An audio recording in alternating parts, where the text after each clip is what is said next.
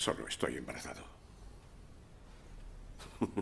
Aquí, mis jaquecas son los dolores de parto de mi nuevo libro. Ah, ¿qué libro? Zaratustra. Un joven profeta que con su sabiduría, valentía y veracidad decide iluminar a la gente. Quiero hablarles del superhombre. El hombre no es más que algo que debe ser superado. ¿Qué has hecho para sobreponerte al hombre? ¿Qué es el simio para el hombre? El hazmerreír, un motivo de vergüenza. Exactamente lo que será el hombre para el superhombre. La gente se negó a comprender sus palabras. Y el profeta, al darse cuenta de que había llegado antes de tiempo, regresó a su soledad. Y yo, como Zaratustra, me he adelantado. Muy buenas clases. Última sesión de Nietzsche y última clase que os voy a dar. ¿Quién nos iba a decir cuando empezamos en septiembre de 2018 en nuestra primera clase que la última sería así, grabada en vídeo y subida a YouTube, porque no podemos darla presencialmente por culpa de una pandemia que nos tiene confinados en casa?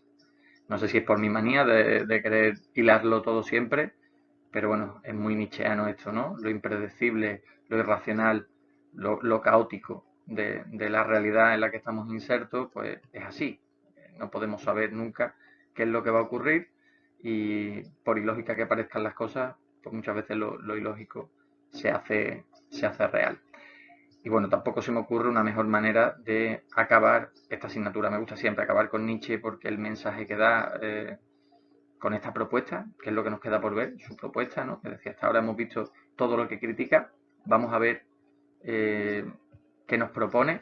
Bueno, yo siempre digo que para mí particularmente este apartado de la filosofía de Nietzsche, que para mí también ha traído cosas negativas, ¿no? Si hacemos una valoración de lo que somos, por ejemplo, como sociedad y la cohesión, la falta de cohesión que hay y el extremado individualismo al que tendemos, bueno, pues pensamientos como el de Nietzsche desde luego empujan mucho a ese individualismo, ¿no? Entonces ha tenido también sus cosas negativas, pero como parte positiva, bueno, yo creo que su manera de decirnos esto es la vida es así y hay que aceptarla tal como es, eh, y bueno, y estar, como diría él, más allá del bien y del mal o ser humano, demasiado humano, ¿no?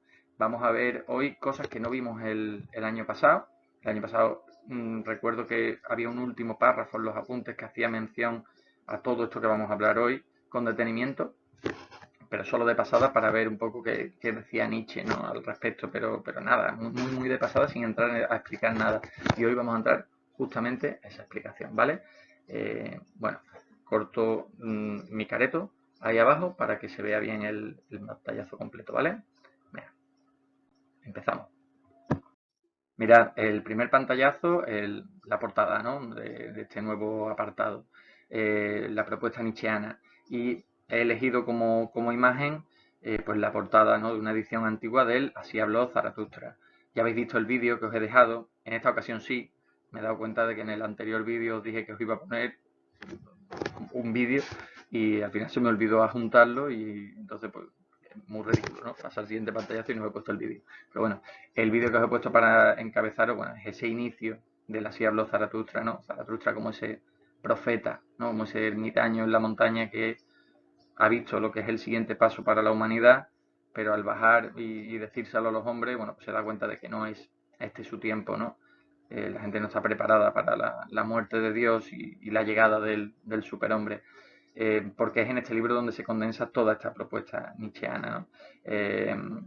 Toda esta propuesta del autor que él mismo, ¿no? Sentía que aquí había volcado, bueno, pues, todo lo que era su pensamiento propio en claves muy metafóricas, un libro, claro, como no podía ser de otra manera, Nietzsche es metafórico, ¿no? Él no creía en el carácter unívoco del lenguaje, por lo que ya hemos visto, y por lo tanto todo es muy abierto a la interpretación.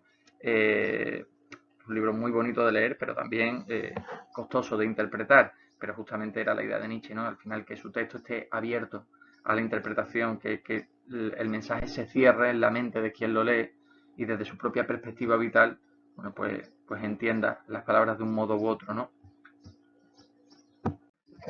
Nietzsche empezó la obra de un modo impactante, ¿no? como os he dicho siempre en los debates, ¿no? En intentar captar la atención desde el primer momento, porque si se te pierde, se te pierde la expectación, el que está delante ya no va a querer escuchar lo que digas a continuación, ¿no? Bueno, pues Nietzsche quería causar ese impacto de primera y la obra empieza directamente con ese anuncio, ¿no? Con ese Zaratustra que baja al poblado, al mercado, a decirle a los hombres, bueno, pues que Dios ha muerto, ¿no? Y dice Dios ha muerto y no dice Dios no existe. Ahora veremos por qué. Mirad, hay una crítica que se suele dirigir, ¿no?, desde el bando creyente a la idea de Nietzsche del Dios ha muerto, que, bueno, sostiene lo siguiente. Si Nietzsche dice Dios ha muerto, no está diciendo Dios no existe. Algo para morir tiene que haber existido previamente. Y por tanto, Nietzsche no podía ser ateo, no podía negar la existencia de Dios al decir Dios ha muerto.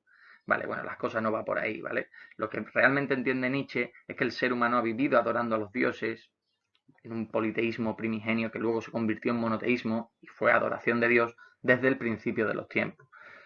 Y es innegable el impacto que ha tenido en la vida humana.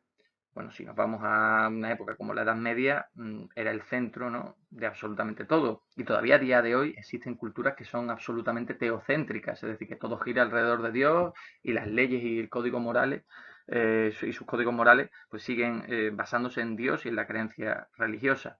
Lo que entendía Nietzsche, por tanto, es que el ser humano se ha comportado, ha vivido bajo la sombra de Dios, como si Dios existiese.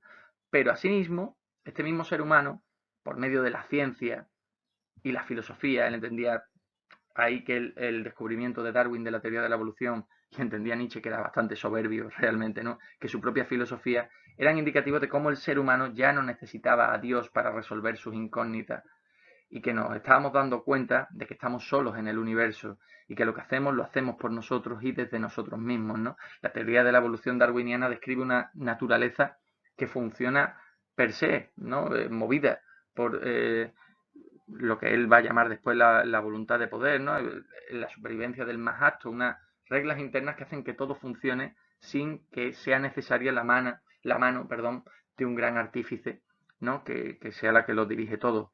Y su filosofía, desde luego, al entender que todo mundo, como hemos visto, ¿no?, en las presentaciones anteriores, todo mundo diferente a este no ha sido más que una invención o de la filosofía o de la religión, están demostrando que el ser humano ya no necesita a Dios. Es por esto que dice Nietzsche que los mismos hombres, los mismos seres humanos, fuimos los que encumbramos a Dios, los que lo entronamos, ¿no?, le pusimos en su trono, y ahora que ya no lo necesitamos, bueno, pues lo hemos matado, ¿vale? La idea, por lo tanto, es Dios ha muerto porque nosotros lo hemos matado. Y ahí viene, ¿no?, esa perorata de Zaratustra cuando hace ese anuncio en el que también dice cómo superaremos este absoluto pecado, cómo, no porque crea que se ha matado a Dios realmente, que hemos cometido un pecado por matar al ser que está por encima nuestra, ¿no? Porque efectivamente la idea de Nietzsche es que no ha sido más que una invención humana, pero sigue utilizando, digamos, esa especie de lenguaje religioso para que entendamos la magnitud de lo que está por hacer, ¿no? O sea, hemos matado a Dios, hemos cometido ese pecado, entendámoslo así. La cuestión es cómo rellenamos ahora el vacío, ¿no? La tarea que queda ahora es titánica. Ahora ya no tenemos un Dios Padre que vela por nosotros y todo lo que sea y todo lo que se haga tiene que surgir de nosotros mismos. ¿Cómo lo haremos, no? ¿Qué hombre está capacitado para eso? La consecuencia principal de la muerte de Dios no es otra que la llegada del nihilismo. Es decir, la muerte de Dios trae consigo aparejada la caída y la muerte de todos los valores que se asentaban sobre el propio Dios. Es decir, la idea, como digo yo siempre, es la de papá se va de casa, o mamá, papá y mamá se van de casa, yo armo la fiesta, ¿no? Es decir, con mis amigos. Porque las reglas de papá y mamá, pues muy bien, mientras ellos están aquí en casa, pues yo no puedo hacer lo que me da la gana. Pero, ostras, ¿quién no lo ha hecho, no? Ese día que tus padres se van, tú sabes que no van a volver, y tú ya invitas no a uno ni dos, sino a todos los colegas que puedes y montas la fiesta en tu casa. Bueno, pues esto es un poco lo que ha pasado con la muerte de Dios, ¿no? Muerto Dios, ¿dónde están las reglas y normas que hacían que las sociedades humanas y que el ser humano se regulasen de tal modo? Pues eso cae, ¿vale? Y ahí es donde sobreviene el nihilismo. nihilo, ¿vale? Nada, de la nada, es decir, el nihilismo es la ausencia o desaparición, en este caso de valores, ¿vale? Y el nihilismo hay que entenderlo en Nietzsche a través de un doble sentido. Existe un nihilismo pasivo, el primero, que llegará y que entiende Nietzsche que es hasta normal, es decir, que se pase por esta etapa, ¿vale? Porque la desaparición de todos los valores nos va a dejar desorientados totalmente. Es decir, las antiguas reglas del juego no sirven, pero es que resulta que llevamos con esas reglas del juego miles de años. ¿Cómo enfrentar de la noche a la mañana un cambio así? Claro, decía Nietzsche que muchísimos seres humanos, la filosofía de Nietzsche en tanto en cuanto a antropología es bastante elitista, ¿eh? Vamos a hablar en breve del superhombre y el propio Nietzsche afirma en no pocas ocasiones que no es algo que esté al alcance de todo el mundo llegar a serlo, ¿vale? Entonces, muchísima gente, entendía Nietzsche, acabaría atrapada en este tipo de nihilismo pasivo, de este tipo de nihilismo negativo, ¿no? Del que no se sale, ese pesimismo de que ya nada tiene sentido, si Dios no existe, jamás podremos salir de esta situación de horror y de desconcierto y de ya para qué vivir, ¿no? Pero por otro lado tenemos el nihilismo activo, que es cuando se asume que esta pérdida de valores con la muerte de Dios no es algo malo, sino más bien todo lo contrario. Es decir, lo que nos hemos quitado de encima es un yugo, es decir, es algo que nos subyugaba, algo que nos ataba a un ser absoluto que nos decía cómo teníamos que vivir, que imponía una serie de reglas y de normas y de dictámenes para la vida, que además decía Nietzsche y sostenía, como ya vimos en la presentación anterior, valores que eran directamente contrarios a la vida. Por lo tanto, nos hemos desembarazado de algo que era realmente malo.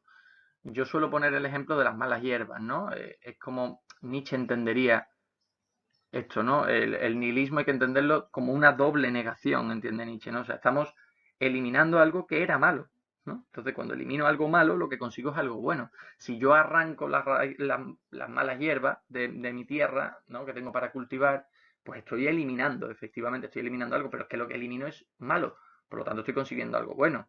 Si curo una enfermedad, pues igual estoy eliminando algo, unos virus que tengo en el cuerpo. Claro, perfecto, estoy quitando lo malo y por lo tanto lo que estoy consiguiendo es bueno. Entiende Nietzsche que darnos cuenta de eso es el primer paso para empezar a crear valores que no sean como los antiguos valores reaccionarios, contrarios a la vida, ese instinto de huida del que hablábamos también en presentaciones pasadas, ¿no? Hay que tener un instinto decadente, un instinto de huida, decía Nietzsche, ¿no? Para adorar siempre una realidad por encima de esta, ¿no? Por encima de tu propia vida. Y el hombre que llegue tiene que crear unos valores positivos, unos valores que sean verdaderamente vitales, ¿no? Saliendo de ese... Y este nihilismo activo es el que da paso a la llegada del superhombre. El superhombre es entendido, ¿vale? No lo entendamos aquí como un superhéroe, sino como el siguiente paso en la evolución, ¿no? Igual que habéis visto en el vídeo, ¿no? Que es el mono para el hombre, que será el hombre para el superhombre, ¿vale? Es como la siguiente etapa en la evolución. Ya veis aquí de nuevo la influencia del pensamiento darwiniano, ¿no? Será ese nuevo hombre que, liberado de todos los valores contrarios a la vida, va a empezar a crear valores positivos y activos, ¿vale? Y valores que sean verdaderamente vitales. Y para entender esta idea, para entender la idea del superhombre, es inevitable definirla atada al concepto de la voluntad de poder, ¿vale? Nietzsche en un principio siguió bastante el pensamiento de Schopenhauer. Al leer su obra, El mundo como voluntad y representación, le gustó mucho la idea de Schopenhauer de la voluntad de vivir, de esa idea de que una cosa es la realidad, ¿no? Que es la propia de la voluntad de vivir, que básicamente lo que sostenía Schopenhauer es que la vida se abre paso a través de los individuos, bueno, pues que no tenemos un peso específico en la existencia, que solo estamos aquí, bueno, pues la vida está aquí para seguir abriéndose paso, ¿no? Por medio de los individuos se siguen creando nuevos individuos, pero el individuo muere y en el esquema de las cosas no es nada, ¿no? Schopenhauer ha sido el pensador más pesimista de la historia, ¿no? Pero a Nietzsche le gustaba mucho esa idea porque Schopenhauer congeniaba ese concepto de la voluntad de vivir con el concepto de la representación, ¿no? El ser humano incapaz de asumir esa verdad de que no somos nada en el esquema de las cosas, bueno, pues hemos creado toda esta representación teatral, ¿no? Nos damos importancia a nosotros mismos, revestimos por ejemplo, el amor. El amor no es más que la conjunción de dos personas, entendía Schopenhauer, pues para eso, para que el fruto de ese amor dé paso a una nueva vida, y así la vida es la que siempre gana, ¿no? La naturaleza va a seguir persistiendo mientras que los individuos van a morir. Pero nosotros disfrazamos nuestra nada, nuestra ninguna importancia en el esquema de las cosas, lo disfrazamos con conceptos como el del amor, ¿no? Lo que los une es una fuerza que está más allá ¿vale? de los individuos. Entonces necesitamos ese consuelo, ¿no? Nietzsche le gustaba mucho esa idea, pero al final la acaba abandonando, porque Nietzsche sí va a defender el poder del individuo. Y de hecho va a ir más allá, de nuevo, gracias a la teoría de Darwin, porque va a decir, la teoría de Darwin nos ha enseñado que la naturaleza no solo persiste, como pretendía Schopenhauer. La naturaleza no se conforma simplemente con seguir persistiendo y seguir estando aquí, sino que en la naturaleza se da la evolución, el ir a más. Solo hay que observar el comportamiento de la naturaleza para ver que prima la ley del más fuerte, ¿no? La evolución está en esa selección natural de que los más fuertes son los que sobreviven, son los mejores adaptados al medio y los que no mueren. Por lo tanto, la naturaleza no solo persiste, como os digo, sino que siempre va más, a más, a más, a más, en un ímpetu, diría Nietzsche, que no encuentra límites, ¿no? La voluntad de poder no tiene límites. La evolución siempre va a más sin encontrar un momento máximo en el que se vaya a detener. Y por esto hay que entender que la voluntad de poder no es algo exclusivo del ser humano, sino es esa fuerza que define Nietzsche, o con la que Nietzsche define, mejor dicho, toda la naturaleza, ¿no? Es el movimiento propio de la naturaleza, de ir siempre a más. En este pantallazo os explico, de hecho, lo que os he estado explicando en el anterior, ¿no? Esta idea de que toda la naturaleza está atravesada por esa voluntad de poder, ¿vale? Y entonces sí que es importante y sí que podemos hacer un inciso aquí, ¿no? Esta idea de que en la naturaleza todo ser busca expandir y aumentar su poder para someter a otras voluntades en el proceso y así proporcionarse el mayor bien para sí mismo. Es decir, así entiende Nietzsche que son las relaciones verdaderamente sinceras, ¿no? En la naturaleza. Es decir, todos los individuos buscamos aquello que nos hace más fuertes, ¿vale? Desde lo más básico, desde las cuestiones más básicas que necesitamos para nuestra supervivencia, hasta si nos vamos ya al mundo humano, la amistad. ¿Qué es la amistad? Pues eso, la agrupación de individuos, ¿no? O sea, la unión con otro individuo, entenderá Nietzsche, porque nos hace más fuertes, incluso el amor. Si estoy con una persona es porque estoy mejor con ella de lo que estaría estando solo. Es decir, lo hago para mejorar mi posición y para hacer acrecentar mi poder, que es una visión que parece bastante poco bonita, ¿no? Por decirlo de alguna manera, porque, claro, nos lleva a pensar más bien en egoísmo, ¿no? Es decir, al final todo lo hacemos por ese motivo egoísta, pero para Nietzsche es que ahí está la verdadera relación sincera, ¿no? Es decir, por ejemplo, ¿para qué mantener una relación que lo que hace es mermar precisamente tu poder, te hace cada vez más débil? Aquí se me viene a la cabeza este tema del que se habla tanto ahora, del mito del amor romántico, ¿no? El peligro del mito del amor romántico, sobre todo dentro del feminismo, ¿no? La idea de cuántas mujeres aguantan, ¿no? Porque creen que el amor lo va a curar todo y porque todo merece la pena por amor, ¿no? Nietzsche ya había escrito hace más de 100 años, ¿no? Ya prácticamente 150 años, ya había escrito la solución para esto. Una relación que no te hace mejor, que no te hace ser más de lo que eres por separado, es una relación que tienes que abandonar, que no merece la pena, ¿no? Lo contrario es platonismo puro y duro, es luchar por un concepto, luchar por el amor como si fuese algo abstracto, ¿no? Algo que está por encima de nosotros. Pero no hay nada por encima de nosotros, no hay nada por encima de esta realidad. ¿Merece la pena luchar por amor? Sí, si te hace mejor, sí, si te hace más fuerte, sí, si aumenta tu voluntad de poder. No, si lo que está haciendo es destruirte. Y por todo esto, Nietzsche va a entender el superhombre como aquel ser que se guía, aquel ser humano que se guía solo por la voluntad de poder, ¿vale? La idea es, por tanto, acabar con todos esos valores, ¿no? O sea, la idea que viene desde el nihilismo es la de acabar con todos esos valores que eran reactivos, que eran contrarios a la vida, y dejar llegar a este nuevo ser que es que es capaz de anteponer precisamente su voluntad, porque lo que antepone ante todo es justamente la vida, ¿no? Aquello que es lo único que tiene valor en sí mismo. Por lo tanto, el superhombre será aquel que imponga su voluntad y sus deseos frente a los de los demás, ¿no? El superhombre es también aquel que ama el carácter trágico de la vida. Esto es muy importante. Cuando decimos que Nietzsche es vitalista, y es verdad que ya lo hemos hablado en otras ocasiones, Nietzsche hay una percepción de él como autor oscuro, ¿no? Y como autor tremendamente negativo y pesimista cuando realmente no lo es. Pero sí que es verdad que es un autor que nunca renegó de esta idea de la tragedia de la vida. Es decir, la vida trae dolor, la vida trae sufrimiento, la vida no es de color de rosa, ¿vale? Entonces hay que aceptar, y entendía él justamente que es algo absolutamente necesario para que se dé este paso hacia abrazar la voluntad de poder y convertirnos en superhombres. Hay que amar ese carácter trágico de la vida. Es decir, no renegar de todo aquello que también es real, que también es vital, como el dolor y el sufrimiento. Este era el vídeo que nos puse en la presentación anterior y que mira por dónde, os lo voy a poner en esta, ¿no? Donde se menciona justamente esta idea. Ya os dije que la crítica a la tradición judeocristiana la íbamos a entender mucho mejor después de ver la propuesta nietzscheana. Por lo tanto, no es raro que ahora de nuevo vuelva a encajar aquí bien el vídeo, ¿no? Pero lo vais a ver cómo queda muy claro esta idea, ¿no? De que el motivo, como os digo ahí abajo, por el que el hombre ha inventado otras realidades era la huida del dolor y el sufrimiento vital. Para él, el superhombre, justamente al recuperar, ¿no? Al recuperar los valores vitales, los valores propios de la voluntad de poder, que son los valores propios de la naturaleza, recupera la vida en toda su plenitud, es decir, con todo lo bueno y todo lo malo que ello conlleva. Ahora sí, os dejo el vídeo que os debía.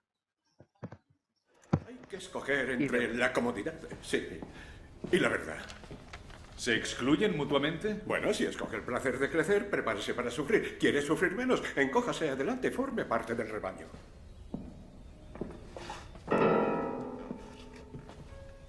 Mire ese árbol. ¿Necesita el mal tiempo para alcanzar esa altura soberbia? Hay creatividad y descubrimiento, pero engendrados por el dolor. Y de vuelta a la presentación, pues ahora estamos en disposición de entender mejor aquello que en la presentación anterior dijimos que entenderíamos mejor, tras ver la propuesta nietzscheana, ¿no? Que es esta idea de la moral de señores frente a la moral de esclavos, ¿no? La moral de esclavos, que es la moral surgida de la tradición judeocristiana, era esa moral de la piedad, de la compasión, del pon la otra mejilla, de los últimos que serán los primeros, que como vemos son conceptos que van en contra absolutamente de la voluntad de poder, que es la fuerza que mueve a toda la naturaleza, a toda la existencia real, ¿no? Frente a esa moral de esclavos, decía Nietzsche, habría que imponer una moral de señores, ¿no? Ahora entendemos que esos señores a los que se refiere son los superhombres, ¿no? Que tienen la capacidad de imponer su voluntad. Por esto, y retomando la idea, para Nietzsche será bueno, por tanto, todo aquello que acreciente mi poder, malo todo aquello que me debilite, ¿no? Y vemos, ya lo hemos hablado de todas maneras, como esa huida del idealismo, esa ruptura con todo idealismo, cae también en el plano moral, ¿no? No hay que luchar por un concepto abstracto del bien, sino por aquello que sea bueno realmente para mí, de manera concreta, como en el ejemplo que poníamos hace unos cuantos pantallazos, ¿no? Del mito del amor romántico, ¿no? No luches por el concepto, lucha por el sentimiento y por la relación que de manera efectiva y real te beneficia, ¿no? Y con esto, bueno, pues ya hemos acabado. Me estoy dando cuenta de que hay una errata aquí que pone crítica a la tradición metafísica occidental. Debería de estar puesto. Esto será seguramente porque copié y pegué la diapositiva de la actividad anterior y como estaba en la crítica a la tradición metafísica occidental, pues no lo cambié aquí, ¿vale? Bueno, da igual, es una errata, ¿vale? Lo que os pido en esta actividad 2 es algo que, bueno, que hemos hecho poco este año. Comparamos a Platón con Aristóteles y ya de las comparaciones nos hemos olvidado, ¿vale? Entonces os pido que hagáis una comparación bastante completita pero que podéis hacer de manera esquemática, ¿vale? No, o sea, no hace falta, no quiero que la hagáis redactada, ¿vale? Quiero que la hagáis en el formato en el que le digo siempre a mis estudiantes de selectividad que se lo hagan para estudiar, aunque luego en el examen lo tengan que redactar, pero yo siempre les planteo que la mejor manera de estudiar una comparación es con una tabla. Hacemos una tabla comparativa, os pido al menos entre 8 y 10 ideas, comparadas, o sea, bastante, pero para que veáis, quiero que seáis conscientes, y igual que os estoy pidiendo que no escribáis mucho, porque lo vais a hacer en una tablita y por lo tanto podéis ser muy directos, sí que os pido que haya mucha diversidad de ideas en las que comparéis, ¿vale? Entonces, al menos entre 8 y 10, ¿vale? Ideas que podáis comparar entre la filosofía de Platón y Nietzsche. Obviamente es una comparación de diferencias, ¿no? Porque en cuanto a similitudes, bueno, podéis encontrar algunas, pero sobre todo van a primar las diferencias. Si encontráis similitudes, pues también podéis meterlas en la comparación, ¿vale? No tienen por qué ser solo diferencias. Aunque lo lógico, como habéis visto, el pensamiento de Nietzsche es absolutamente antiplatónico, pues lo lógico es encontrar muchas más diferencias que parecidos, ¿vale? Dividir la tabla en 2 columnas y hacer que en cada fila se observe un mismo aspecto desde la visión de cada filósofo. Bueno, os enseño una tablita y lo vemos ahí. Ya está, ¿vale? Una tabla con 2 columnas, en una Platón, en otro Nietzsche. Lo que me refiero es que si aquí vais a hablar de la realidad, venga, pues me voy a chivar de la primera. Dualismo ontológico en Platón, ¿no? La creencia en que hay dos realidades, el mundo inteligible y el mundo sensible. En Nietzsche, ¿qué es lo que tenemos? Un monismo ontológico, ¿no? Pues solo hay una realidad, que es la realidad física, bla, bla, bla, ¿vale? Es decir, mismo aspecto en un autor, o sea, un aspecto en un autor, el mismo aspecto en el otro autor. Un aspecto en un autor, el otro aspecto en el otro autor. Y así hacemos un cierre casi cíclico, aunque Platón no fue el primero, pero bueno, fue el primer, digamos, gran autor, ¿no? Del que ya hicimos comentarios de texto y todo. Y retomamos, desempolvamos los apuntes de Platón y hacemos esta comparación con Nietzsche. Ya os digo, tablita, ¿vale? Es decir, una cosita de poco texto. Si tenéis que escribir un poquillo más en alguno, bueno, para que se entienda, escribís, pero que nada de grandes parrafadas, ¿vale? Y que se vea de manera muy directa los aspectos que comparáis entre un autor y otro. Pues nada, ahora sí que sí. No es la última vez que vamos a hablar. Nos tenemos que ver en persona. Habrá que celebrar de alguna manera vuestra graduación. Así que no quiero que esto suene a despedida, ¿vale? Pero bueno, sí que es la última cosa que os voy a explicar, por lo menos a los que nos vayáis a presentar a selectividad. Y lo repito y lo reitero. Habéis sido una clase, de verdad. Llegué al instituto y tuve una promoción que cuando la despedimos, varios profesores dijimos que cuando íbamos a volver a encontrar una promoción tan buena, que iba a ser casi imposible. Y bueno, en muchos aspectos, en muchísimos aspectos, la verdad es que la habéis superado. O sea, como grupo, sois la caña, sois la hostia y ha sido muy fácil dar clases. He disfrutado muchísimo dando clases, la verdad, y con los debates que surgían, con el intercambio de ideas, con, bueno, en fin, con el interés que habéis mostrado. De hecho, lo sigo viendo, muchos de vosotros tenéis ya el día en la asignatura y aquí seguís haciendo cosas y presentándoos a los exámenes. Yo sigo flipando con vosotros y ya está, que sigáis así porque vais a llegar donde os dé la gana. ¿Vale? Un abrazo enorme. Chao, chao.